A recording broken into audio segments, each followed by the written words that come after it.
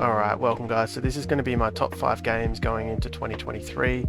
I've prioritized gameplay and games that I really like and think that have a huge amount of potential, but I've also considered the economics and how they're integrating Web3 technology. So how is their play to earn mechanic and their integration of NFTs. Let's get stuck in. So coming in at number 5 is going to be Legends Reborn. Now this was a toss-up between Legends Reborn, Splinterlands and Skyweaver, which are two other card-based strategy games. They have both been out longer than Legends Reborn. Legends Reborn isn't actually fully released yet. They have a fairly decent player base and kind of a proven economy where you can rent out cards and buy cards and have some earnings within games. But for me, Legends Reborn is going to be one of those ones that has far more potential to bring a lot of players into the Web3 space. It's fairly similar to, well, it's not similar to Hearthstone, but Hearthstone, people that like Hearthstone, that type of genre of games, they would like this game. So this is a similar genre. And if you consider the CGI, the amount of strategy within this game, it just has a lot of potential.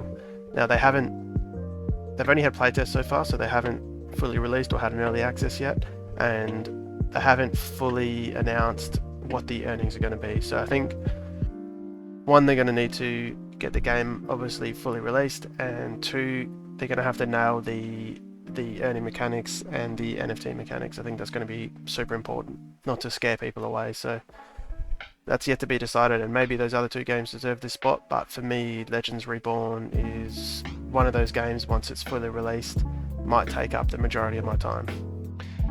Coming in at number 4 is going to be Spider Tanks. So this isn't a game that I play a lot, if at all, but I have played it and I've got to admit it is super fun.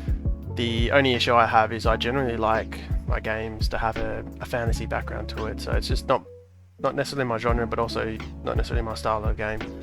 I prefer, a fantasy type feel to it, or a bit of a storyline, but it is super fun, and they have seemed to have solved the economic issue of earnings pretty well. They seem to have not caused any inflationary effects on the price, and there is a burn mechanic, and the earnings are kind of relative to what's being burnt. Obviously, it's still not that easy for Web2 players to fully grasp what's going on with the earning mechanics and the NFTs. It's still easy to come in and play for free, but you're still going to be left wondering what the hell's going on with the Web3 side of it. But that's not an easy problem to solve, and I still think they've done well, but that would be my only issue. So coming in at number 3 is going to be Big Time. Now, this is my type of game, so I do like RPGs and I do like this fantasy style. The only problem is it's still in beta or early access, so I can't expect too much, but I do want to see what content they bring out when it's fully released.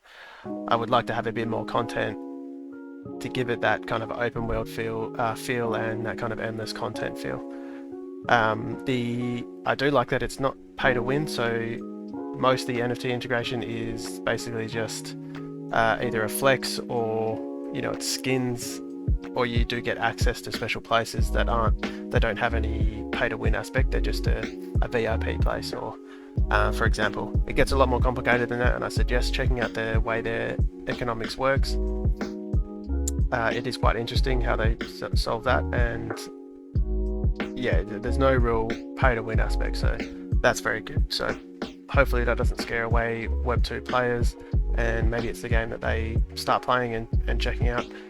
You can earn, or you can find NFTs in the game, as far as I understand. So you can buy space. I won't go into what space is, but it's your own little area, I guess. And from what I hear, you can actually get these as drops. I mean, they're quite rare, but there is some way to earn NFTs in game without spending any money, as far as I can tell so far. So this at the moment is number 3, but who knows, maybe it'll be number 1 once it fully is released and we see what kind of content it brings out.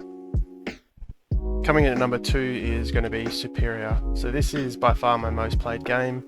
It is in early access, so it's essentially completely released now, it's just in early access. So all your progress now will be saved when it's on full release. Now, this game, it is a roguelike shooter. It's not necessarily my usual genre, but I do love that you're not only shooting things down, you've also got your powers, your melee attacks, or your special abilities. So it's super unique for me in that way. It's got a ton of replayability. It's got a lot of content out considering it's only early access, and your NFTs are integrated at the moment. What I do like is that the NFTs don't have a pay to win aspect to them, so it's more like pay for convenience. Your NFTs will get, if you do are playing with an NFT character instead of a free character, you'll get a bit of extra XP as you go along, as you level up. It's also a bit of a flex, I guess. So you get the XP, bit of a flex, and there might be some very minor boosts in game that are fairly irrelevant. It's not going to help you get up the leaderboard at all, but it is something cool. This game is also unique in that it's been launched on Steam as well as Gala, so we're able to see the comments by the Web2 players, and overwhelmingly it's good. They say it's an amazing game. They love the gameplay loops, the mechanics, everything about it. They just don't like the NFTs. They hear the word NFT and they think it's just a money grab or something like that. So that'll be solved over time, and obviously not every player will come across to the Web3 space, but maybe this is one of those games when it gets fully released. Well, that was the other thing. A lot of the players were waiting for the full release. They wanted to see a full release, but so once it is fully released, maybe it is one of those games that will bring players across. I do need to see how the earning mechanics are going to be for this game. At the moment, it seems like it might be Gala, but we'll just have to wait and see whether they want it to be inflationary or they have some burn mechanic within the game. But I'm excited to see how that goes. And for me, that's what I'll have to see in order to place this any higher. Now, the number one spot in my mind has to go to Illuvium. I don't think there is anything close to Illuvium at the moment.